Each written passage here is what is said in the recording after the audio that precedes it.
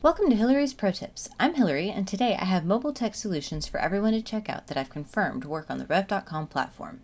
These work all the way from login to claim to working in the editor all the way through submission. Please note this is only a tech solution video. This is not a training video to teach you how to work in any interface.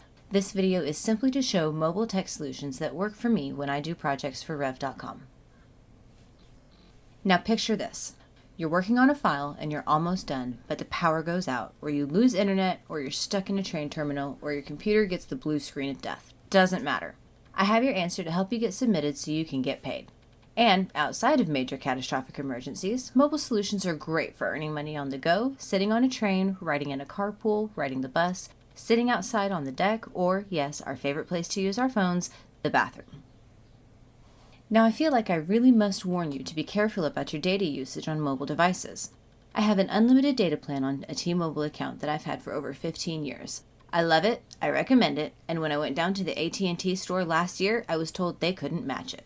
It's been a real lifesaver for working online in the gig economy. Otherwise, all my devices are set to connect to my home Wi-Fi to use the cable internet service subscription whenever possible.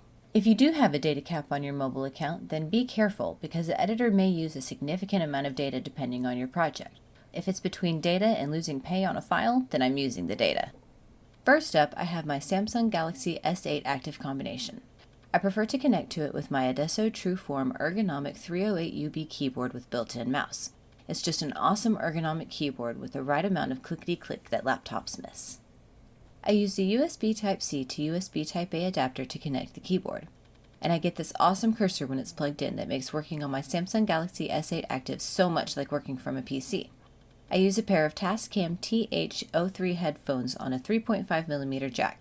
Also, I work from a Google Chrome browser app when I use this device.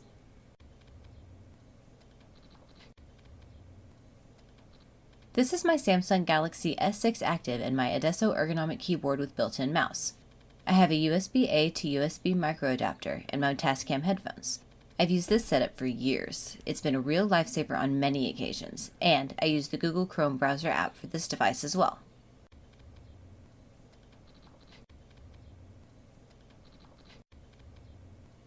Now I have the same setup with a generic micro keyboard. This keyboard doesn't need an adapter. This particular keyboard is pretty small, so while it is super convenient for keeping in your purse or your backpack, you might find your fingers to be a little big for typing quickly on it. You will still use the phone's touchscreen to navigate the Rev.com interface.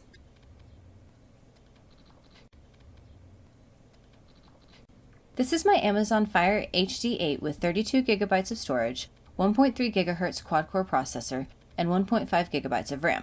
I have connected to it a generic micro USB keyboard.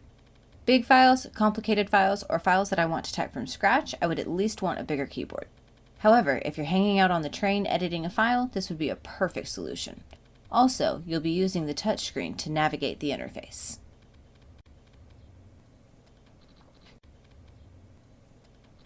The Amazon Fire HD8 also works with my Adesso Trueform ergonomic keyboard, and I get a cursor. I use the same setup as before with wired Tascam headphones. There are a few quirks. The screen zooms when I initially click inside a text box, so sometimes I have to zoom back out, which is pretty standard stuff for people who regularly use tablets and smartphones.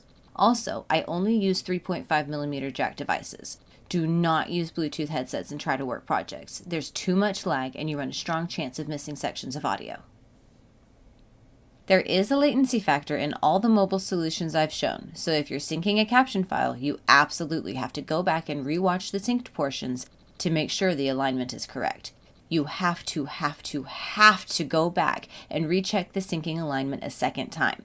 I know that means slower syncing, but if you absolutely have to work from a mobile platform, then this is how you do it. You have to go back and double check your work. Stay tuned because I have loads more pro tips to show you. Bye guys!